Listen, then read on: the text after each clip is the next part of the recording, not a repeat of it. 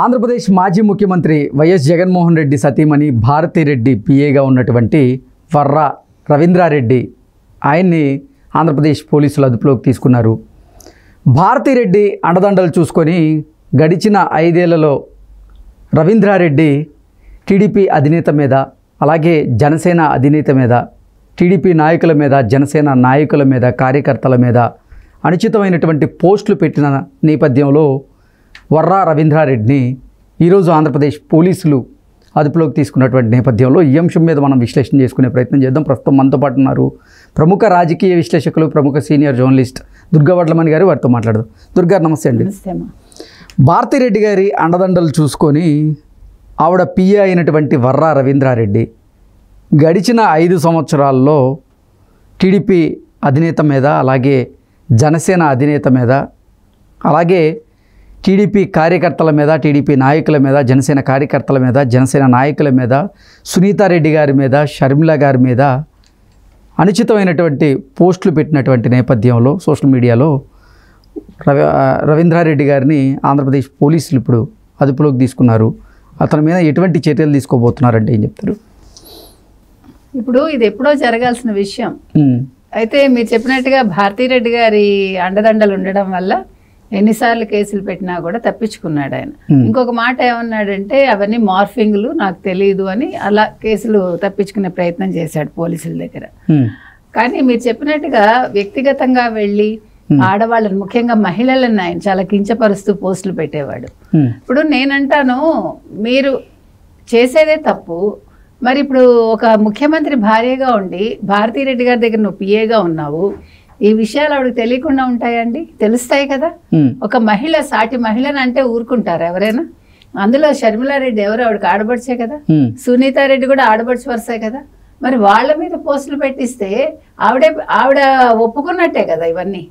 అంటే మరి ఇప్పుడు రవీంద్రారెడ్డి మీద పెడితే కేసు సరిపోతుందా? భారతిరెడ్డి మీద కూడా పెట్టాలా ఈ విషయంలో? అసలు భారతిరెడ్డికి సంబంధం లేకుండానే రవీంద్రారెడ్డి ఆ పోస్టులు పెట్టడం జరిగింది అంటూ కొంతమంది చెప్తుంటే, అసలు ఆ పోస్టులు రవీంద్రారెడ్డి పెట్టలేదంటూ వాళ్ళు బుకాయించుకునేటువంటి ప్రయత్నం చేస్తూ ఉన్నారు. దీన్ని ఎలా చూడాలి? బుకాయించడం ఎంతసేపులేండి, విషయాలు ఉంటాయి కదా. మీరు చెప్పినట్టుగా టెక్నాలజీ పెరిగింది, మనకు అన్ని తెలుస్తాయి. ఆవిడ డైరెక్ట్ గా దొరకకపోవచ్చు మీరు చెప్పినట్టుగా. బట్ ఇప్పుడు మీకు సోషల్ మీడియాలో పోస్టులు పెట్టి జనరల్ గా ఏంటంటే, ఇప్పుడు నా దగ్గర ఉండే వ్యక్తి తప్పు చేస్తే నాకు తెలీదు అంటాను, ఓకే, తెలియకపోవచ్చు, నేను అది కూడా కాదంటల్లా. మీరు ఇప్పుడు మాజీ ముఖ్యమంత్రి భార్య, అప్పుడు ముఖ్యమంత్రి భార్య కదా. సరే, ఒకసారి మీకు తెలియదు, 2 సార్లు తెలియదు, ఒప్పుకుంటాం. కేసులు పెట్టినప్పుడు ఓకే, నా పిఏ మీద కేసులు వచ్చాయి, ఇతన్ని కంటిన్యూ చేయకూడదని ఆవిడ అనుకోవాలి కదండి. కనీసం ఆ పనైనా చెయ్యాలి కదా. అంత తెలియకుండా ఉండదు కదా, ఏం జరుగుతుందో తెలియకుండా ఆవిడకైతే ఉండదు. అతనికి సంబంధం లేదు, ఈ పోస్టులకి అతనికి సంబంధం లేదని చెప్తున్నారు కదా. సంబంధం లేదంటే ఇవాళ ఊరికే అరెస్ట్ చేసేస్తారండి వెళ్ళి. ఇప్పుడు నన్ను మిమ్మల్ని అరెస్ట్ చేస్తారా? పిలిచి ఎవరు చెయ్యరు కదా.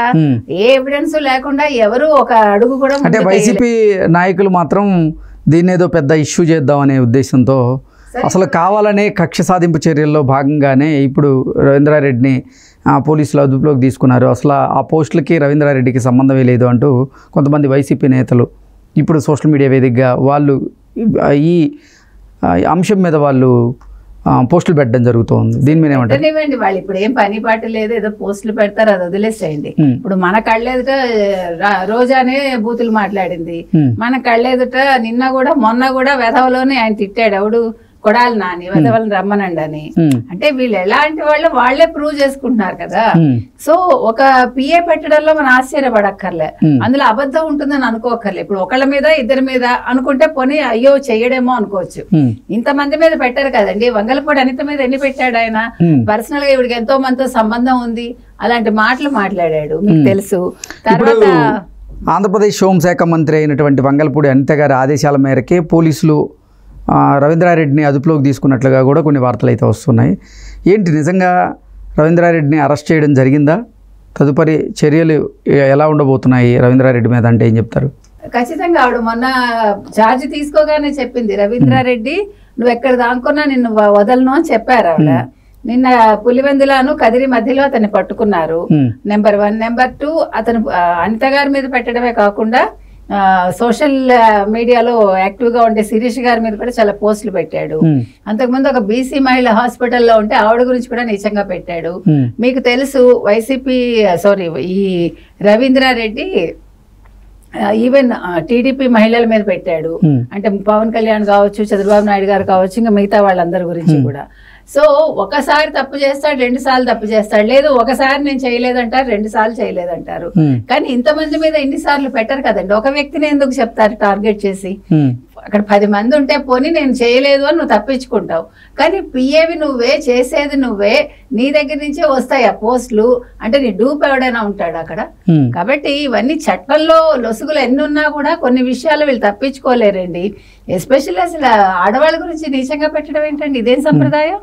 అసలు వైసీపీ ఇవన్నీ ఖండించాలి కదా. ఒకవేళ భారతీరెడ్డి పిఏ చేయలేదబ్బా, ఎవడో చేసినా కూడా భారతీరెడ్డి ఖండించాలి కదా ఆ రోజు. సరే నాకు తెలియకుండా జరిగిందండి, దీని మీద ఎంక్వైరీ వేస్తామనైనా వాళ్ళు అనాలి. పోలీసుల దగ్గరికి వెళ్ళి బుకాయించి మాకు తెలీదు మార్ఫింగ్లు అయ్యాయి అంటారా? లేదు ఓకే జరిగిందండి, దీని మీద ఒక విచారణ చేస్తాము, ఒక కమిటీ వేస్తామను, లేదు ఫర్దర్ గా యాక్షన్స్ అయినా తీసుకోవాలి. ఇవన్నీ చిన్న చిన్న విషయాలు కాదండి. అసలు షర్మిల గారి మీద అండం ఏంటంటే అసహ్యంగా. షర్మిల పుట్టుక మీద మాట్లాడించేటువంటి జగన్మోహన్ రెడ్డి మిగతా వాళ్ళు మినిస్టర్స్ మాట్లాడారు. ఒక రవీంద్రారెడ్డే కాకుండా ఆ రోజు మంత్రులుగా ఉన్న వాళ్ళందరూ కూడా షర్మిల మీద మాట్లాడారు. మరి ఈ రోజు దానికి సమాధానం చెప్పాలి వీళ్ళందరూ కూడా. షర్మిల నీ సొంత చెల్లెల మీద మాట్లాడుతుంటే నువ్వు ఎంజాయ్ చేస్తావా? నువ్వు నీ చెల్లెలు నీకు ఈ రోజు నీకు ఆ పనికిరాదా, నువ్వు బయటికి పంపించావు. అందుకే నువ్వు ఈ రోజు ఓడిపోయావు. ఆ రోజు నీ చెల్లెల హెల్ప్ ఉండబట్టి నువ్వు గెలిచావు. కాబట్టి కర్మ ఎక్కడికి వెళ్ళిపోదండి. మనం ఏం తప్పు చేసినా మళ్ళీ మన దగ్గరకు వస్తుంది. కాబట్టి రవీంద్రారెడ్డి మీద ఎటువంటి చర్యలు తీసుకున్నా తప్పులేదు. ఇది ప్రతి ఒక్కరికి గుణపాఠం కావాలి. ఇది తెలుగుదేశం వాళ్ళు చేశారా, వైసీపీ వాళ్ళు చేశారా కాదు, తప్పు ఎవరు చేసినా తప్పే అది. ఇప్పుడు రవీంద్రారెడ్డి గారిని ఎక్కడ అదుపులోకి తీసుకున్నారు? పులివెందుల కదిరి మధ్యలోనండి తీసుకున్నారు వాళ్ళు. ఏదేమైనా ఇది వదలరండి ఇలాంటివి. ఇప్పుడు ఒక్కొక్కరితోటి స్టార్ట్ అయింది, ఎవడు తప్పు చేసినా వదలొద్దండి. అలాగని అక్రమంగా కేసులు బనాయించడం మాత్రం ఎవరు అంగీకరించరు. అదైతే చెప్తాం మనం. రవీంద్రారెడ్డి కాదు కదా, ఒకవేళ వైసీపీ మాజీ మంత్రులు అయినా కూడా అరెస్ట్ చేయాల్సిందే. ఎందుకంటే వీళ్ళందరూ చాలా తక్కువ మాటలు మాట్లాడలేదు కదా. నిన్న కొడాలి నానికి ఆల్రెడీ అరెస్ట్ వారెంట్ వెళ్ళిందని విన్నాం మనం. అది ఇష్యూ వేరనుకోండి. కాకపోతే ఏంటంటే అతను కూడా నోరు పడేసుకుంటూ ఉంటాడు కదా ఆడవాళ్ళ మీద. అది సో వైసీపీకి చెందినటువంటి మాజీ మంత్రులు ఇక వరుసగా ఒకరి తర్వాత ఒకరు అరెస్ట్ కాబోతున్నారా? స్కామ్లు బయటకు వస్తాయి కదండి. వాళ్ళు చేసిన స్కామ్స్ ఏంటో బయటకు వస్తే దాన్ని బట్టి వాళ్ళ మీద అరెస్ట్ వారెంట్లు ఉంటాయి, అరెస్టులు కూడా జరుగుతాయి. అందులో ఏమి మనం ఆశ్చర్యపడక్కర్లా. అంటే కొడాలి నాని తర్వాత రోజా ఇలా ఒక్కొక్కరి మీద కొన్ని అవినీతి ఆరోపణలు బయటకు వస్తున్నటువంటి నేపథ్యంలో ఎవరెవరు అరెస్ట్ అయ్యే అవకాశం ఉంది అంటే ఏం చెప్తారు?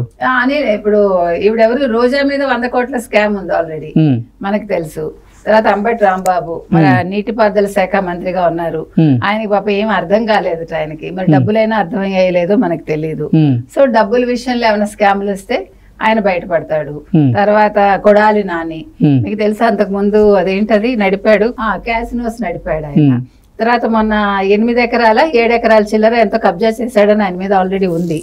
ఇంకా వస్తాయి, చాలా వస్తాయండి. ఎవరెవరు బొత్స ఏం చేశారు, ప్రతి వాళ్ళది. జవహర్ రెడ్డి గారు ఏం చేశారు, పాత సిఎస్. ఆయన మరి రిటైర్ అయ్యేలోపు ఏమైనా చర్యలు ఉంటాయా, రిటైర్ అయ్యాక ఆయనకి బెనిఫిట్స్ రావా ఏంటి, ఇంకా తెలుస్తాయి మనకి 1 by 1.